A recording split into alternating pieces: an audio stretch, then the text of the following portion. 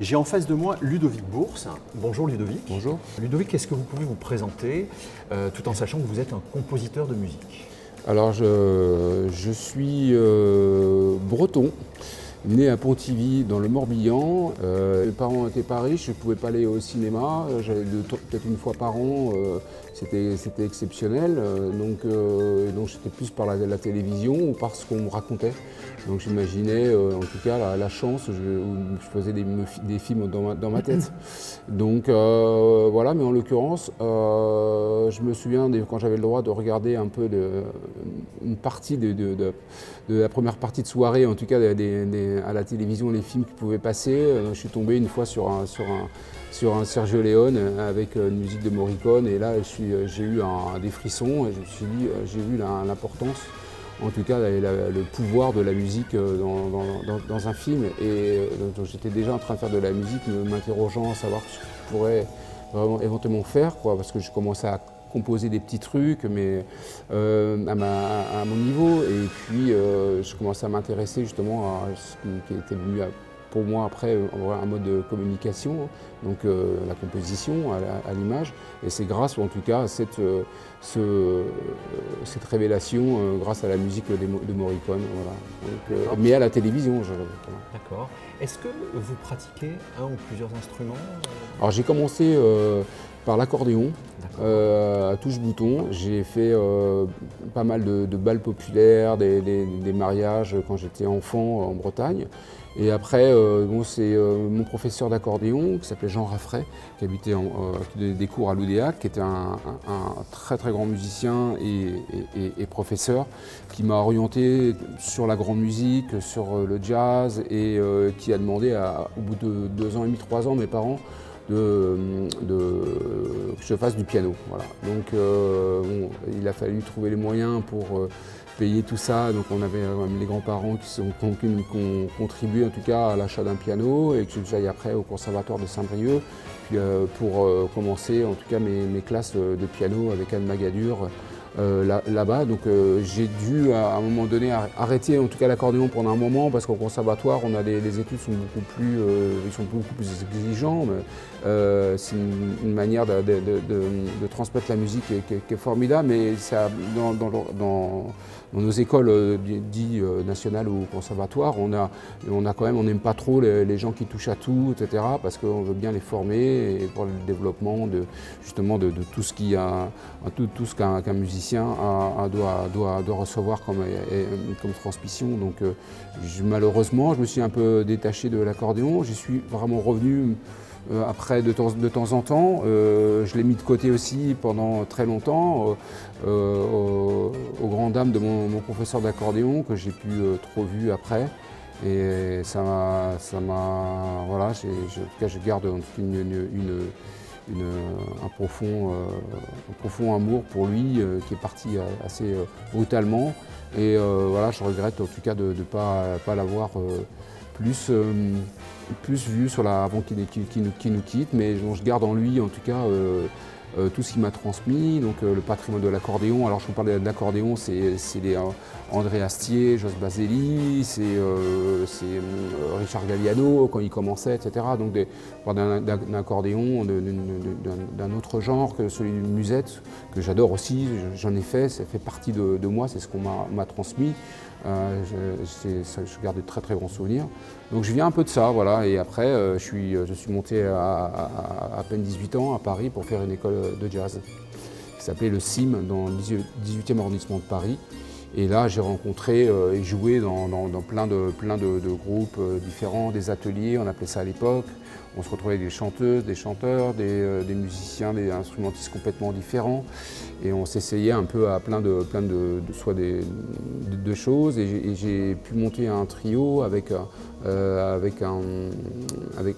autour de mes compositions. J'ai commencé à développer un peu plus, en tout cas confirmer ce que j'écrivais et ce que j'avais en tête avec des musiciens. Et donc, et voilà, en tout cas ma formation elle est ainsi. Comment on vous remarque qui est le premier professionnel en fait, du monde du cinéma qui va avoir envie de vous faire confiance et de vous rencontrer? Alors, Comment vous avez mis un pied dans le cinéma au départ? Principalement, j'avais rencontré plusieurs personnes, mais le principal, c'est Michel Hazanavicius, quoi, qui était à l'époque assistant réalisateur sur l'émission Les Nuls, avec voilà, toute la grande troupe. Chaba Carrez, Farouja. Et Lovi. Ouais. Mais il venait de faire un film parodique qui est très culte sur Internet, qui s'appelle Le Grand Détournement. Et donc, je rencontre Michel par l'intermédiaire d'un éditeur, Fabrice Benoît, qui était mon premier éditeur, et qui était pote avec Michel. Et puis, on s'est rencontrés un soir. C'était très très mal passé. On est parti fâchés. Et puis, quelques semaines après, j'ai été invité. Il faisait une fête chez lui. J'avais été convié. Et puis, on s'est revus. Et j'ai vu, en tout cas, tout ce qu'il écoutait en musique, les CD. Et puis, on a commencé à échanger des points de vue. Tiens, tu connais Mancini, cette version-là, là, c'est super, et tout. Bref.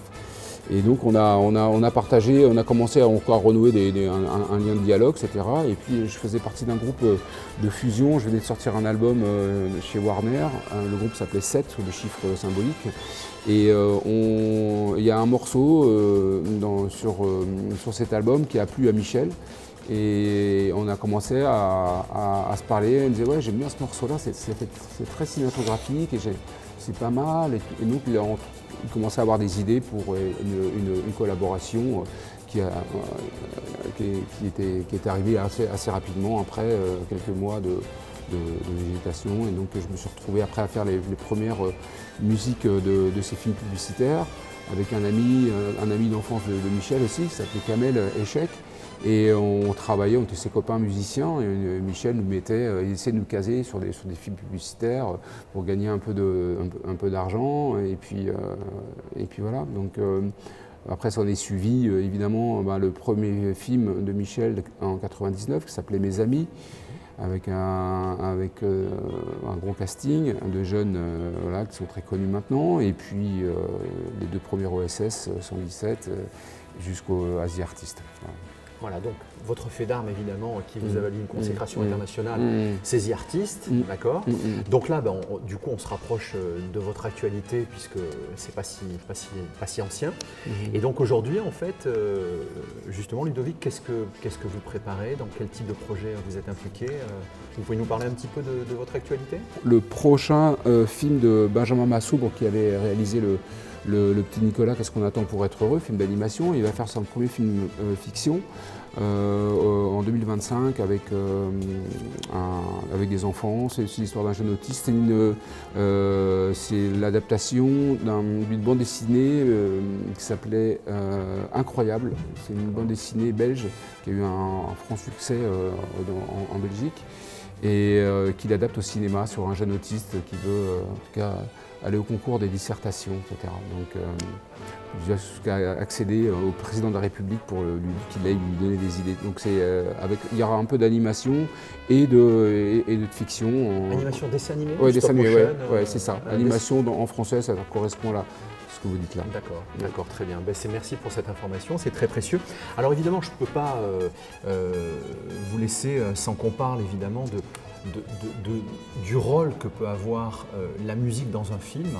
Et est-ce que vous êtes d'accord pour dire qu'aujourd'hui, certains films en tout cas, le rôle joué par la musique est aussi puissant et important qu'un véritable acteur humain? Oui, ce sont des jugements et des paramètres qu'il faut avoir et jauger avec les réunions qu'on fait en amont, dès que l'écriture du scénario est présente, afin de tout de suite donner ses points de vue, échanger et voir comment sont ressenties vos propositions pour mieux accompagner le film. Voilà. Donc c'est vrai que je trouve qu'on donne moins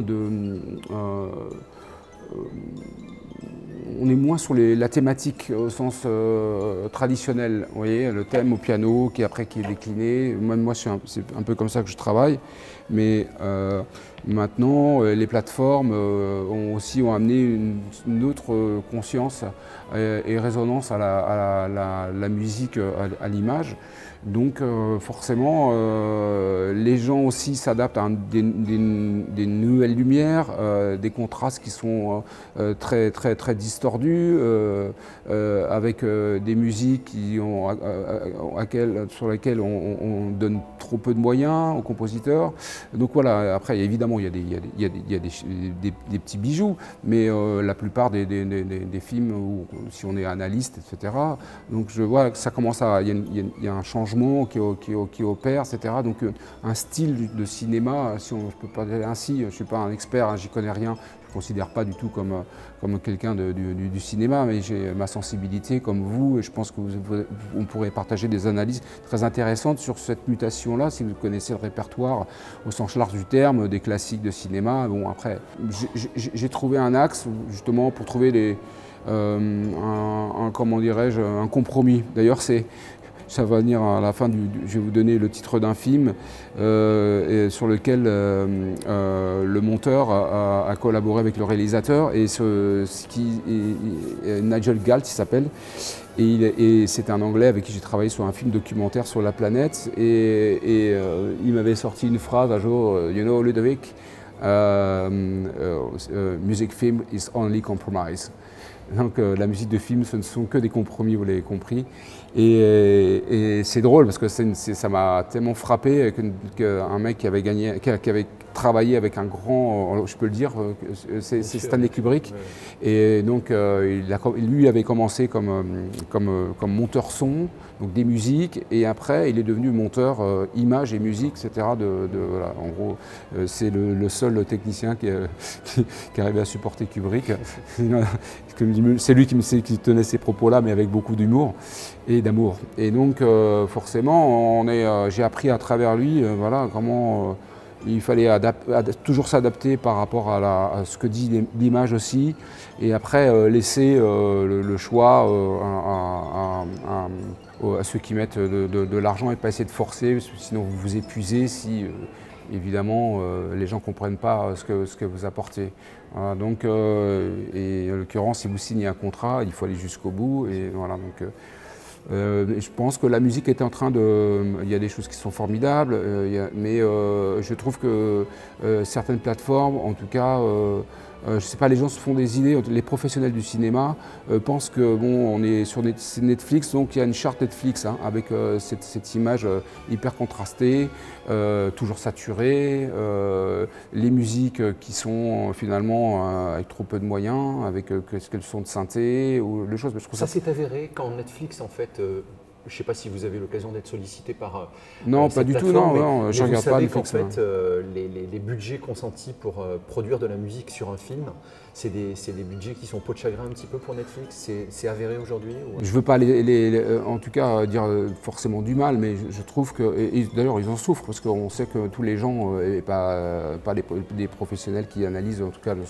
la musique, mais ou le cinéma, genre tout le monde conçoit que le catalogue de ces plateformes-là, en tout cas en l'occurrence eux, bon, je ne vais pas me faire des amis, mais en tout cas le catalogue est pauvre, où les gens se lassent justement de cette charte justement qui vient de on ne sait pas qui, il n'y a pas de visionnaire chez eux, il y a plusieurs personnes ou peut-être des algorithmes qui s'occupent d'analyser en tout cas les fréquences des films. Donc, alors c'est une transition, voilà, je pense qu'ils vont se rendre compte, et j'ai l'impression quand même là, ces derniers temps, ils mettent un peu plus de moyens, où ils font confiance aussi aux gens à qui on propose des films. D'accord. Pour terminer cette interview, en fait, on a une petite tradition à la radio du cinéma. Je vais vous demander en fait de me citer votre film préféré, votre musique de film préféré et votre réplique culte préféré. Donc, mon film préféré, comme on en a parlé, c'est Stanley Kubrick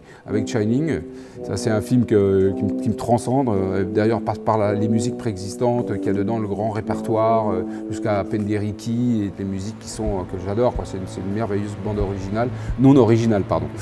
Et film. même si le thème principal au début est original. Votre musique préférée du coup? Alors, la musique préférée, là, j'ai mis, parce qu'on en a parlé hier avec une autre personne et il m'est revenu en tête, c'est vous qui m'avez donné l'idée de repenser à ça, et Planet of the Apes, donc la planète des singes de 1966 avec Charlton Heston, musique de Jerry Goldsmith. Donc on est dans des dacophonismes, c'est très varésien avec les percussions, on est aussi dans du Pierre Boulez et avec tous ces sons qui imitent quelque chose d'assez tribal avec une histoire. Voilà, donc ça c'est une musique de film que j'affectionne beaucoup. Et donc votre réplique préférée pour terminer? C'est un film aussi qui a bien déjanté. C'est arrivé près de chez vous. C'est Bonapoulvorde. Bon, ceux qui connaissent reconnaîtront en tout cas la situation, la scène du film. Ça s'appelle Gamin, allez viens, c'est pour rire gamin. Voilà. Gamin, allez viens, c'est pour rire gamin. On va pas rester seul dans ce bois, hein. Et la radio du cinéma, Mamma Mia, longue vie à la radio du cinéma.